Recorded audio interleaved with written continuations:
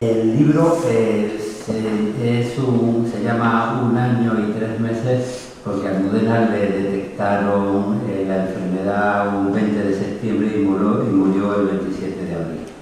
Y entonces son poemas que fueron surgiendo durante la enfermedad y durante los momentos de la muerte y un poco después.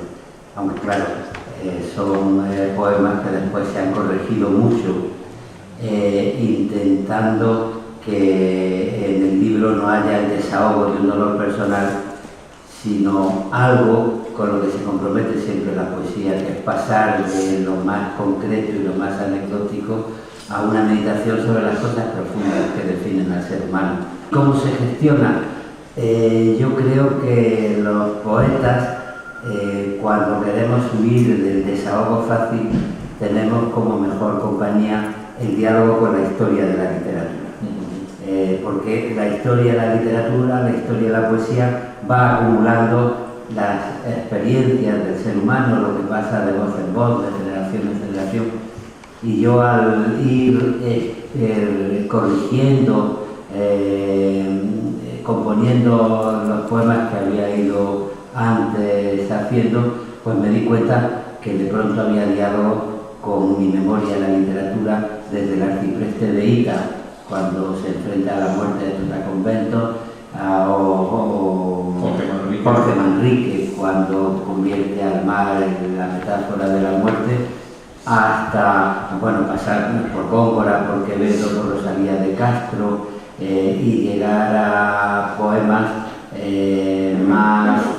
poetas más cercanos como Jaime Gil de Lima y La Margarita. El diálogo de Jaime con Góngora me sirvió a mí para plantearme qué sentido tenía en medio de la enfermedad el asunto de los cuidados, el darme cuenta de que tenía que cuidar, pero que también estaba siendo cuidado por la persona que no quería mostrarse asustada para no preocupar a la gente que estábamos al lado. Y en ese sentido el diálogo con la literatura es lo que evita huir del patetismo, huir de la cursilería, del desahogo y convertir el poema en un proceso de conocimiento sobre la condición humana. En una enfermedad uno descubre muchas cosas y descubre, por ejemplo, la importancia de los cuidados. Y de eso escribes, ¿sí? Y de eso escribo.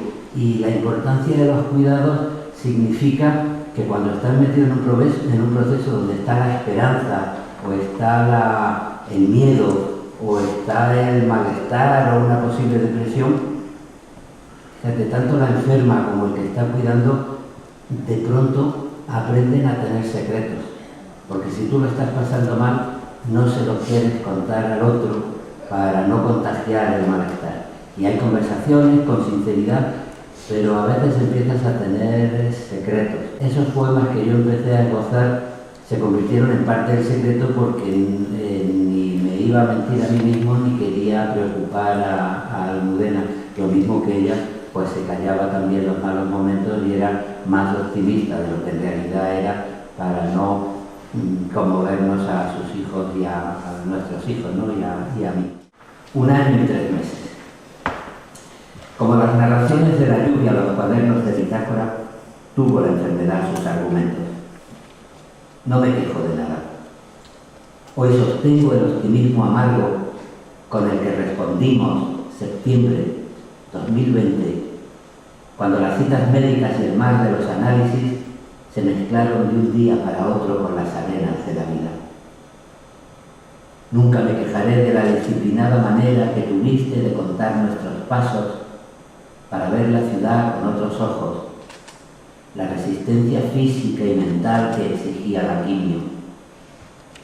No me quejo de las debilidades, o de la navedad sin cabellera, o de la extraña forma de despedir el año cuando el amor pasó por el quirófano. La pandemia prohibía las visitas. Disfrazado de médico, sin bata, subí para esconderme hasta la habitación 5427. Dividimos por 2 las uvas de tu postre, oyendo de la mano aquellas campanadas de la televisión que no sonaban todavía a muerto. No me quejo de todo lo que hicimos después, del cuerpo poco a poco tan vencido, de las ventanas de los hospitales, de la silla de ruedas en 2021, penumbras fatigadas de noviembre, 8 de la mañana en el rumor del clínico, con resultados últimos en la sala de espera. No me quejo del miedo a la caída, de la ducha difícil, de los duros transbordos para llegar al baño. No me quejo tampoco de los cuidados paliativos, la memoria con gasas o la conversación inevitable. No me quejo de verte morir entre mis brazos. Comprendí que los viajes y los libros con sus dedicatorias siempre han sido maneras de cuidarnos. Comprendí las raíces de nuestra militancia. Comprendí la factura de querer de un modo tan completamente viernes. Comprendí el argumento de esta historia en la noche estrellada, una historia de amor.